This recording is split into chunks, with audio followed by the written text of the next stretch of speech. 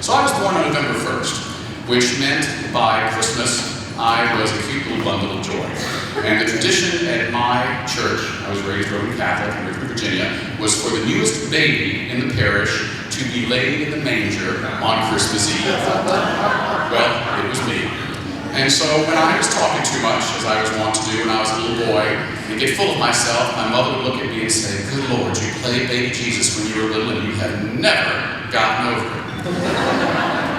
A little bit of enthusiasm is a good thing. And not being afraid to speak in public is something you can learn. Because it used to scare me too. But I realized I had a gift, I hope still, for humor and connecting with people. And that's what you need. I think the most important of Roosevelt's 3 B's are be sincere. Be yourself when you get up. I'm not here because someone wants to hear Bill Clinton or Ronald Reagan or anyone else. I'm here because someone said, maybe you have something to offer to our group when you're here in San Francisco. Maybe you know San Francisco in a way that will help illuminate the city for us and its politics. Maybe you have something to tell us. You come here to hear me help you, and hopefully I will be here one day to hear you speak and give me advice. In closing, I'd like to give you some advice on getting over those nerves that, according to Seinfeld and other people, 99% of us have. That is, when you get up, try to center yourself. As I said to you, I have my little mantra, my phrase I say before I speak, which is success is a journey, not a destination. You know, Yoda, who is, of course, the creation of my favorite client at the moment, George Lucas, always said, try not. There is no try. Do. Don't try to be a good public speaker. Get up and do it. People sing in the shower, but that doesn't do any good. That's not going to make you an impactful public speaker. You need to get up and you need to do it. And you need to understand that the audience is there to help you look good and sound good. In closing, I'm going to teach you something that Miss America, who I told you about, very seriously taught me, this relaxation technique. I need you all, for those of you who don't mind, just to stand up briefly. This is very important and very serious. I'm going to teach you a relaxation technique that I promise you, if you do at the end of every speech or the beginning of every speech, will hopefully get you to laugh and will relax you. Please raise your hand. Okay? No, like you were taking an oath. All right? I'm now going to teach you something that Miss America told me that is a secret that has been handed down to Miss Americas for decades. It is the Miss America wave. And it goes like this.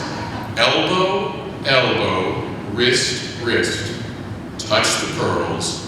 Blow a kiss. Let's do it, all right? This is what we're going to do. This is San Francisco. The men should not be afraid. Embrace your Miss America style.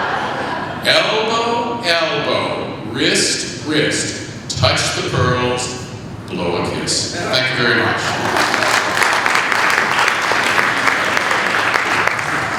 I believe that I've come in under time, which was my goal. So if anyone has any questions for the audience, I'll be happy to entertain them. Otherwise, I'm happy to sit down. Any questions from the audience? Josh will be happy to give a microphone if you need it. Anyone? Yes, ma'am, over there. Pardon me? What if you're just not funny? Oh, I think the question is, what if you're just not funny? I think everyone's funny. You know, the internet is a great thing. If you Google the words public speaking jokes, you will have a raft of them come up. Everyone's funny. So I wouldn't be afraid of that. Yes, sir. Give us perhaps your biggest screw up while you're public speaking. When did you really blow it? When did I really blow it? Well, the one that pops to mind was the first time I was ever quoted in a newspaper. I was 19 years old. I had been hired to do public relations for a theater here in San Francisco, and even though I had been a writer for a newspaper and knew that you're never supposed to say anything on the phone to a journalist that you don't want quoted, we were in the middle of a finance meeting. This theater that I was representing was going out of business. And the reporter caught me on the phone, and I didn't think before I spoke. And he said, "Can I talk to you now?" I said, "No, we're in the middle of a financial crisis." The next day in the paper, David Perry, spokesperson for the theater, says, "We're in the middle of a financial crisis." That was the last day I was on the job for that. The worst time I've ever screwed up. I do remember one time, and I can't remember the specific instance, I think it's lost to memory, but I did go completely blank. And I remember after the speech, I thought, my God, it must have been hours that I was up there looking into to the distance. It was really only 10 seconds. And that taught me a lesson that I never read about. I had to learn. Pausing in the middle of a speech, even if that pause is accidental and it's like, oh my God, I have no idea what room I'm in or where I'm talking or anything, pausing makes you seem thoughtful. If you forget where you're at in a speech, and we all have, don't apologize for it. Take a breath and go on. This is an answer to that direct question, but it did remind me of a story that I do want to tell you, because those of you in government, I think, will appreciate it. My first paying job was working for the government. I was a clerk typist at the National Endowment for the Arts at the old post office building in the Nancy Hanks Center in D.C. And my boss was a man named Marvin Liebman. He was the director of public affairs. And this was one of those jobs that becomes an appointment if you were a big political fundraiser for someone, and this was the Reagan years. So Marvin was very close to the White House. And I was 19, 20 years old, scared to death. I was a GS 750 or something low down the code. And I'm there on my electric typewriter, no computers, no email, none of that stuff. And I'm trying very hard to be earnest. And he comes in and he says, there are only two people you ever interrupt me in a meeting to talk to. Bill Buckley and the White House. And I laughed. I thought, who on earth knows Bill Buckley in the White House? Of course, the next day a phone call comes and says, Marvin. Just a moment, Mr. Buckley. A few days later, Marvin was out sick, and an envelope came, and it said, Dear Marvin, so sorry not to see you at lunch yesterday. Ronnie sends his best. Nancy. I was like, oh my God, I have really found my way here in the government.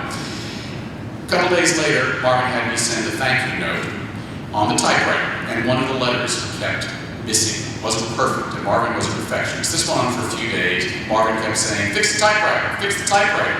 Finally, after 5 days of this, he came and he said, is my typewriter fixed? I said, oh no, Marvin. I said, I went down to the General Services Administration and I filled out the form in triplicate. It's going to take several days to repair your typewriter. I said, it's a pity it's not broken, because if it was broken, they could just buy you a new typewriter. Without batting an eye, he reached over, pulled the cord out, picked up the typewriter, threw it on the floor, and it broke it in a million pieces. He said, my typewriter's broken.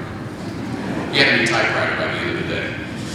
My point of telling that story is, if you do mess up while you're in the middle of public speaking, don't try to think about how you're going to fix it. Just keep going. Think on your feet.